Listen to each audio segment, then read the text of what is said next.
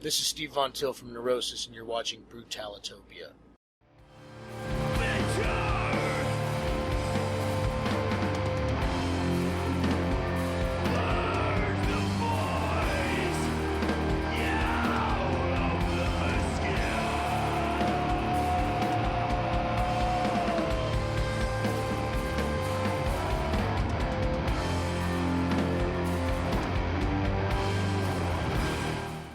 Hey everyone, this is Mick and of course my cohort Durf here in Chicago at Talia Hall here with of course Mr. Steve Von Till from Neurosis.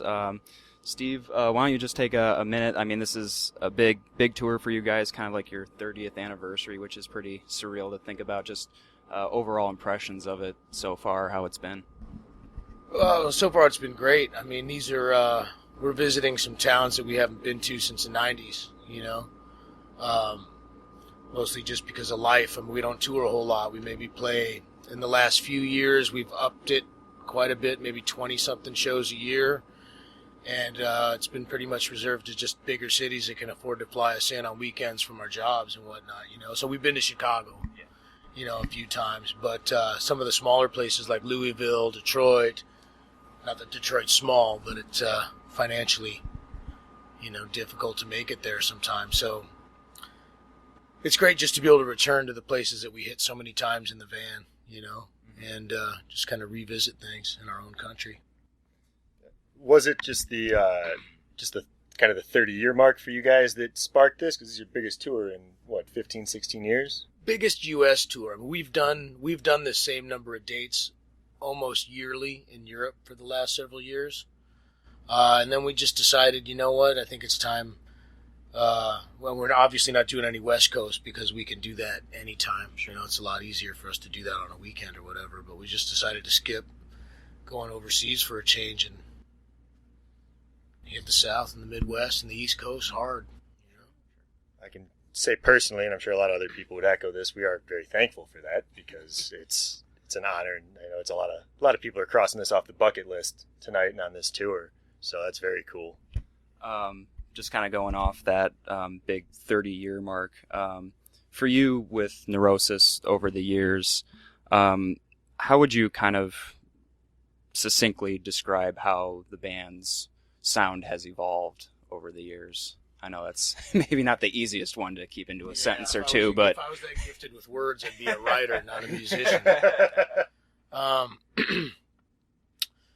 I mean, it's been our entire adult life you're talking about. I mean, we were teenagers when this band started, and, you know, and it sounded like it, you know, just a bunch of teenagers into heavier guitar, punk metal, whatever was going on, you know, heavy, emotional, original stuff.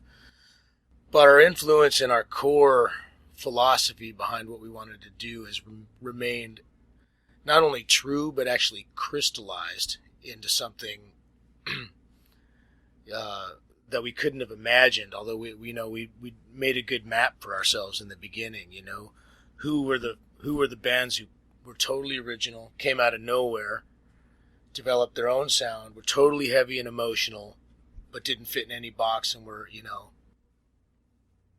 clearly not easily put in a genre or whatever. Who were the ones defying categorization, you know? Black Sabbath, Joy Division, Black Flag, the Amoebics, countless others, Pink Floyd, you know, who are the ones who just totally pushed it way out there, you know? And we didn't know how to do that when we were, you know, young kids. And so I think we've kind of evolved in I used to think it was outward, you know, an outward evolution, but I think now it's an inward one, going into some core that is the essence of what we're supposed to be doing. And each time we've learned to let go more and more and get closer to that pure thought that is Neurosis. would you say those bands you just mentioned were kind of like the core influences for you guys, maybe? Not musically, but philosophically. I mean, I can hear it, kind of, but we've never wanted to sound like anybody else. I mean, so there was any never band that plays a killer bar chord is going to sound like Sabbath, and we all owe that devil's note to Mr. Iommi. You know, there's no going around that. But everything else is trying to find something original, trying to find our own voice, Sorry. I noticed kind of a common theme in a lot of those bands that you mentioned was a lot of, they didn't make it to 30 years. And if they did make it to 30 years, it wasn't really the same people. There was a lot of strife and discord. And, I'm sure the road hasn't been just perfectly easy for you guys either. But what do you chalk up to the fact that you guys are still putting out amazing records with minimal lineup shifts and still kind of doing what you want to do 30 years later? I think doing what every band says they do. We really have dedicated ourselves to the music and to each other, and we're like any family. I mean, sure, we're dysfunctional at times, but we're a family. We're not going anywhere, and we know nobody's going anywhere until we die, I mean, this is what it is. And so with that as an underlying theme,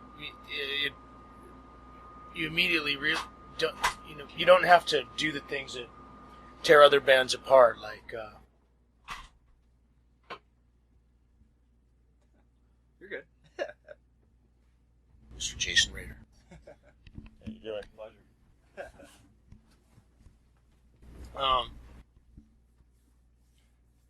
The shit that tears people apart, ego bullshit, creative differences, whatever, all that kind of bullshit that people chalk up for being control freaks or assholes, And I think that in surrendering to the music and dedicating ourselves to our brotherhood, that's gotten us a lot farther. I mean, many of the greatest bands, like you're saying, how long were the Beatles together, or any of that kind of stuff? Everything was short. All that stuff was short. It wasn't even 15 years. Yeah.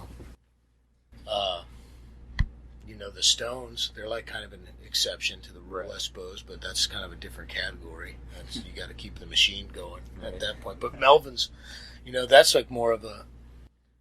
Those guys have been around longer than we have, like by a few years, but it's a similar trajectory. They never fit in anywhere. They don't, fit. They totally doing their own thing under their own terms, and you can tell that Buzz and Dale are totally inseparable, as people and the way they get along with each other. So, would you attribute, like you mentioned, like you guys kind of having normal lives outside the band as kind of something that kind of keeps that cohesion together, just kind of like a balance in a way?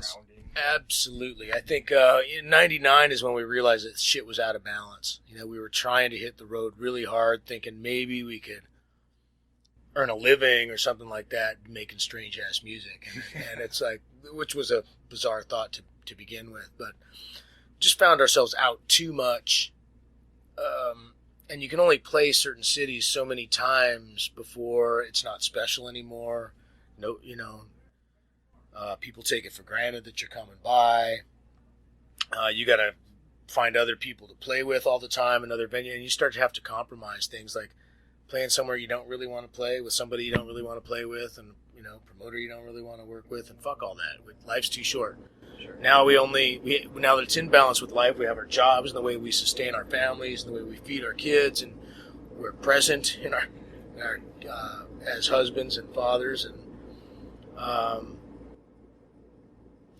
when we do this, we're extremely thankful that we even have the opportunity to do it. I mean, how many people get to do this? Not very many, and so it is a blessing and an honor to be able to get together and travel to different cities and make music, and then on top of that, the fact that anybody else even gives a shit is even icing on top of that. So, how when you're going through that, how do you guys know that it's time to really get the band machine going again, and putting out a new record? Does someone put up a signal? It's like, hey, I'm feeling creative again. I got something. How does that kind of all come together for you guys? Yeah, there's no real method. It's always different. We don't have really a specific way of working. I think just recently, the end of last year, we're like, we haven't even seen each other except at gigs in a while, So we decided to spend a couple weekends traveling to each other's houses, not the entire everybody, but, in twos and threes, and then we did that for a couple weekends, and then all met down in Oakland at our rehearsal space that we keep down there, and ended up with a skeleton for the whole next record. I mean, it's not by any means finished, but we can see it, and that just kind of came spontaneously, kind of from what you said. Somebody saying, hey, let's book a flight and get together. It's not meeting in Chicago and playing a gig, Sure. Yeah. Oh, cool. So in terms of, somebody, just you guys getting together and hanging out, and then all of a sudden you're in the rehearsal space, how is that different from you just kind of deciding I'm going to do a solo record and put that out? Oh, well, they're totally different animals. I mean, Neurosis is a driven beast that requires us all being together and surrendering to that kind of force that we swear it just exists in the atmosphere, and we just are the lucky motherfuckers who get to tap into it, by just our unique way of interacting with each other. Solo stuff is more trying to find that craft of songwriting. Neurosis isn't songwriting. It's these epic movements of sound that take on a life of their own. The solo stuff is more like private. I feel like it's mine. It's coming from a place that's just me, not the overpowering, like I said, that driven beast. And it comes from a more serene place, a place when I have moments of tranquility and moments of, where there's a guitar in my hand, and those quiet things happen usually at home is where those kind of things happen. Oh, do you have anything else? Sure, I do. You were going to have something that I was going to... Oh, I got the wrap up, I think. Oh, okay. Well, yeah, okay. Well, very cool. So I guess then a big question I have, and it sounds like you've kind of touched on this a little bit, but you guys have been around for 30 years. You, by all accounts, you're one of the most, if not the most, influential band in metal over that time. I mean, there's dozens upon dozens of bands that would not exist or sound the way they do if you guys hadn't come first. And so you've achieved all that, and yet every album still has that same drive, there is no complacency in Neurosis. And I know we talked about you guys deciding to come together and only doing it when you wanted to do it, but still, even with that, how do you guys keep making albums that are just on that level where I'm rambling now. Yeah, no, I know what you mean, man, because we won't accept anything else. I mean, I think we keep getting better at it, And of course, fans can always have their favorite records or whatever, and people latch on to nostalgic moments throughout our career. Depending on the person, it's different. And as a music fan, I totally understand that. But for us, it's always about getting better and wiser and, like I said, closer to that pure element where we can surrender to that thing where all this music comes from. It doesn't come from our brains. It doesn't come, we're not a cerebral band. It's not all well thought out, it just kind of, you have these magic moments where when everything is right, it comes out. And it comes out in a way that we could have never planned. And that's, I think, having a faith in that process is really what allows that to happen. And and our only mental part is that, we want to keep pushing that envelope, and we wouldn't be satisfied with releasing something that sounded the same or like it wasn't some sort of forward motion. We don't look back, we don't rehash the past. Some bands can do that, and it's fucking awesome. You don't want AC/DC to change that much, right? You don't want Motorhead to change. Right. You don't want the Ramones to change or anything like that. But for us, that's part of what we do. It's kind of moving it to the next step. Awesome. Yeah. No, that's. Well, we always kind of like to wrap up with fun questions, and please correct. Yeah. Fair enough. But did I read correctly that your day job is a teacher? Yep, I teach elementary school. Yep. What subject? 4th grade, so everything. Oh, okay, awesome. Well, the dumb hypothetical that I thought up in my head was, okay, so if you, for, one subject, it ended up being metal for an afternoon. You had to teach metal. You were a professor of metal. If you had, yeah. If you started the class off with 5 albums, which ones would you pick? Well, are you limiting me to metal? Let's first say metal, and then second open to anything. So I guess 10 albums. That's a shit question, because how can you pick 5 out of such a... And then how are you defining heavy metal? Like you want to be that guy? Is Deep Purple heavy metal? Well, I'll let you be the judge or the teacher. I mean, you get to do some of your own curriculum still, right? Well, yeah, Common Core, man. Wondering what it. Yeah. All right, so Mick, why don't you tell him what is metal? What the Brutalitopia state is. Sabbath first 5 records, as one. That counts as one. Okay, fair. Anthology. But actually, first album, first song, first 3 notes. Sure. We don't need much more than that, right? That takes us out. The early Deep Purple stuff, I think, is crucial to Mark II lineup.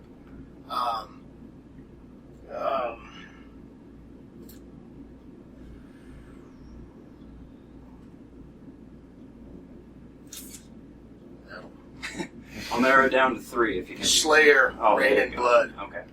Sure. I mean, just because it's classic, I don't think it's not a musical influence on where we're coming from, but it's just a fucking sick album. All 4th graders need a little headbang, Yeah, Ride the Lightning, Master of Puppets, sure. All those things belong in there. So, early Maiden, and really the mother of all of that, next to Sabbath, is